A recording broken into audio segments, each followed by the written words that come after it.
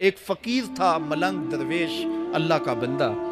اس کی عادت یہ تھی کہ اپنے ڈیرے پہ آنے والوں کو کھلاتا، ان کو پلاتا، ان کی ضروریات کا خیال رکھتا، لیکن کو مالی آسودگیاں نہیں تھی.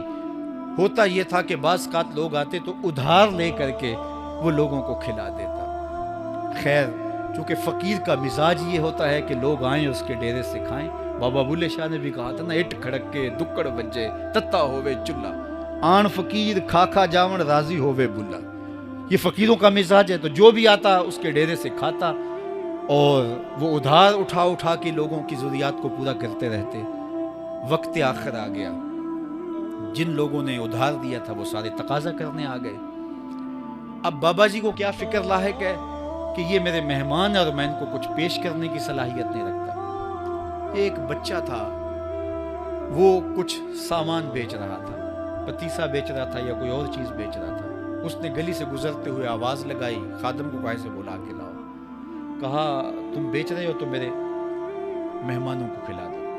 بچہ بڑا خوش ہوا کہ میں سارا دن گلیوں میں گھوم کے یہ پتیسا بیچنا تھا، اب یہ ایک جگہ ہی سارا فروخت ہو گیا تو یہ تو موج لگ گئی، میں جلدی گھر چلا جاؤں گا، میری ماں خوش ہوگی. تو سارا ان مہمانوں کو کھلا دیا گیا. اور اس کے بعد کہا بابا جی پیسے؟ کہا تم بیٹھ جاؤ، جب ان کو ملیں گے تو تجھے بھی مل جائیں گے. وہ بیٹھ گیا، 2 4 10 منٹ بیٹھا تو بچہ تھا، پھر کھڑا ہو گیا، بابا جی پیسے؟ کہا جب ان کو ملیں گے تو تجھے بھی مل جائیں گے. پھر آدھا گھنٹہ گزرا تو پھر اس نے کہا بابا جی پیسے؟ میری ماں میرا انتظار کر رہی ہے، ہمارے گھر کا چولہا اسی سے جلتا ہے، میں یہ پیسے لے کر جاؤں گا اور میری ماں کوئی ہنڈیا خریدے گی اور ہم شام کا گھر کا کوئی سلسلہ کریں گے. کہا بیٹا جب ان کو ملے گا تو تجھے بھی مل جائے گا. بچے نے رونا شروع کر دیا. یتیم بچہ تھا، اس کا سارا آسرا یہی تھا. اس نے رونا شروع کر دیا. جب بچہ رویا اللہ کی رحمت کو جوش آیا. کوئی مرید نذرانہ لے کے ان بزرگوں کے پاس آ گیا اور اشرفیوں کی بھری ہوئی تھیلی پیش کی. وہ اتنے پیسے تھے کہ اس بچے کو بھی دیے، جتنے لوگ آئے تھے سب کا قرض چکایا. کہا جاؤ گھروں کو. تو سب نے کہا بابا جی ہم صبح سے بیٹھے ہوئے تھے تو یہ نذرانہ دینے والا صبح سے نہیں آیا، تو اب کیسے آ گیا؟ کہا صبح سے تمہارے اندر کوئی رونے والا نہیں تھا، ایک رونے والا آیا تو باقیوں کا بھی کام بن گیا. بعض اوقات کسی ایک شخص کی وجہ سے باقیوں کی خطائیں بھی معاف ہوتی ہیں. آج ہم اجتماعی طور پہ تا حد نظر اندر باہر اوپر نیچے اتنے لوگوں کے ہجوم میں اللہ کی بارگاہ سے یہ توقع رکھتے ہیں کہ مالک کتنے ہجوم میں کوئی ایک تو ہوگا جو تیرا لاڈلا ہوگا، کوئی ایک تو ہوگا جو تیرا بہت قریبی ہوگا، کوئی ایک تو ہوگا جس پہ تیری رحمتیں برسیں گی. تو مالک اس کے صدقے سے ہماری خطائیں بھی معاف کر دے، ہمارے گناہ بھی معاف کر دے. کوئی ایک رونے والی آنکھ مل گئی تو باقیوں کا بھی کام بن جائے گا. اٹھ فریدا ستیا تے میلا ویکھن جا، وت کوئی بخشیا مل جاوے تے توں ہی بخشیا جا. میرے مالک ہم سب کی خطائیں معاف کر دے، ہم سب سے درگزر فرما اور ہم سب کے باطن کو ستھرائیاں دے دے، ہمارے اندر کو پاکیزگیاں دے دے. بہت وقت میں نے اور آپ نے صاحب گزار لیا، تیزی کے ساتھ زندگی بیت رہی ہے. میں اگر اپنے آپ کو دیکھوں تو میری زندگی کتنی بہاریں کاٹ چکی ہے. اگر آپ اپنے آپ کو دیکھیں، کوئی 60 سال، کوئی 20 سال، کوئی 25 سال، زندگی تیزی کے ساتھ گزر رہی ہے. بندہ جب سوچتا ہے کہ میں 40 سال کا ہو گیا ہوں تو آگے میری زندگی کے اگر 30 سال بھی ہیں تو 30 سال تو کافی ہیں، لیکن وہ پیچھے اگر پلٹ کے دیکھے تو 40 سال یوں گزر گئے جس طرح چٹکی بجائی جاتی ہے. جب چٹکی بجانے کے وقت میں 40 سال گزر گئے محسوس ہوتے ہیں، تو جو باقی 30 سال اگر ہوئے بھی وہ تو گمان ہے میرا، وہ تو گمان ہے آپ کا. ہمیں تو ایک سانس کا بھی نہیں پتا. پوچھا گیا زندگی اور موت کے بارے میں کیا خیال ہے؟ کہا فجر پڑی ہے، پتہ نہیں ظہر پڑھ سکیں گے یا کہ نہیں. کہا اتنی لمبی امیدیں لگائے بیٹھے ہو. کہا ظہر پڑی ہے، پتہ نہیں عصر پڑھنے کا موقع نصیب ہوتا ہے کہ نہیں. کہا یہ بھی طول عمل ہے. ایک بولا عصر پڑی ہے، پتہ نہیں مغرب پڑھ سکیں گے یا کہ نہیں. کسی نے کہا ایک رکعت پڑی ہے، پتہ نہیں دوسری رکعت بھی پڑھنا نصیب ہوتی ہے یا نہیں. کہا یہ سب تمہارے منہوں کی باتیں ہیں. میں تو کہتا ہوں ایک طرف سلام پھیرا ہے، پتہ نہیں دوسری طرف سلام بھی پھیر سکیں گے یا کہ نہیں. کیا موت اتنی قریب نہیں ہے؟ ہم نے اپنی آنکھوں کے سامنے لوگوں کو جدا ہوتے یوں نہیں دیکھا ہے.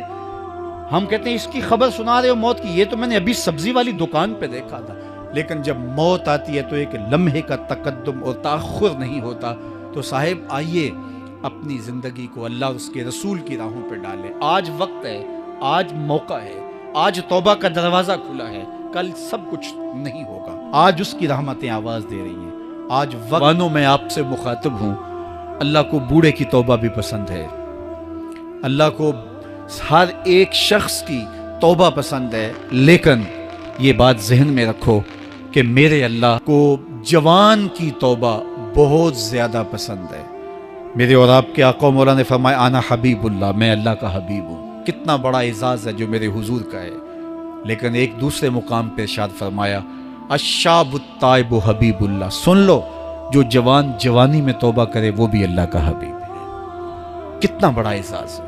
میں یہ دیکھتا ہوں کہ ہماری مجالس میں، بالخصوص آج کی اس مجلس کے اندر، مجھے جو لوگ دکھائی دے رہے ہیں وہ نوجوان ہیں۔ تو جوانی جنون کا شعبہ قرار دیا گیا ہے، شعبۃ من الجنون کہا گیا ہے، لیکن وہ جوان جس نے اپنی جوانی اللہ کی یاد میں گزاری، اللہ کے ذکر میں گزاری۔ جوانوں، عبادت کی لذت بھی جوانی میں ہے۔ اگرچہ جوانی مستانی ہوتی ہے، ذرا اس مستانی جوانی کو تہجد کے مصلی پہ لا کے دیکھو، کیا مستی چڑھتی ہے سجدوں کے اندر، کیا لطف ہے قیام کے اندر، کیا سکون ہے رکوع کے اندر۔ اس جوانی کو مالک کی چوکھٹ پہ لاؤ، پھر دیکھنا کہ یہ جوانی کتنی لذت آفریں ہوتی ہے، اور پھر اس جوانی کے بدلے میں اللہ تعالیٰ تمہیں کیا کیا عطا فرماتا ہے۔ وَرَجُلٌ قَلْبُهُ مُعَلَّقٌ بِالْمَسَاجِدِ، وہ آدمی جس کا دل مسجد کے ساتھ وابستہ ہوتا ہے، اللہ کے گھر کی تعمیر، اللہ کے گھر کی تزئین، اللہ کے گھر کی صفائی ستھرائی، اللہ کے گھر کی آباد کاری، اللہ کے گھر کی حاضری، یہ اس کی زندگی کا مشغلہ ہے۔ مسجد کے ساتھ وابستہ ہے، اس کو جنون ہے اللہ کا گھر خوبصورت ہو، اس کو جنون ہے اللہ کے گھر میں رونق ہو، اس کو جنون ہے کہ اللہ کے گھر میں صفائی ستھرائی ہو، پاکیزگی ہو، لوگوں کا آنا ہو، اور لوگوں کا مسجد سے ربط ہو، اور مسجد کی حفاظت اس نے اپنے ذمے لی ہوئی ہے، مسجد کے کام وہ غلاموں کی طرح کرتا ہے۔ سنو سنو، میرے حضور نے فرمایا قیامت کے دن اللہ اسے اپنے عرش کا ٹھنڈا سایہ عطا فرمائے گا۔ فرمایا کچھ لوگ مسجدوں کی میخیں ہوتی ہیں، جس طرح لکڑی میں کیل ٹھک جاتا ہے، وہ بھی مسجد میں یوں ٹھک جاتے ہیں، جب بھی تلاش کرو مسجد میں ملیں گے۔ فرمایا جب وہ بیمار پڑ جاتے ہیں، اللہ کے فرشتے ان کے گھر میں حال پوچھنے جاتے ہیں۔ یارو، جوانی کے ایام میں مسجدوں کے ساتھ اپنے آپ کو وابستہ کرو، مسجدوں کی صفائی بھی اپنے معمولات میں شامل کرو۔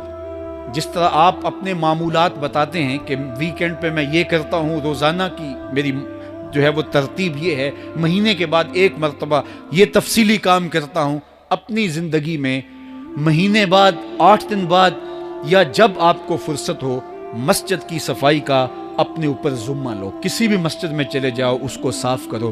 جب تم اللہ کے گھر کو دھو گے، اللہ تمہارے دل کو دھو دے گا، تمہارے دل کو اللہ پاک کر دے گا۔ تو یہ مسجدیں کعبۃ اللہ کی بیٹیاں ہیں۔ اللہ تعالیٰ نے مسجدوں کے ذریعے زینت دی ہے زمین کو، جس طرح آسمان ستاروں سے سجا ہوا ہے، زمینیں مسجدوں سے سجی ہوئی۔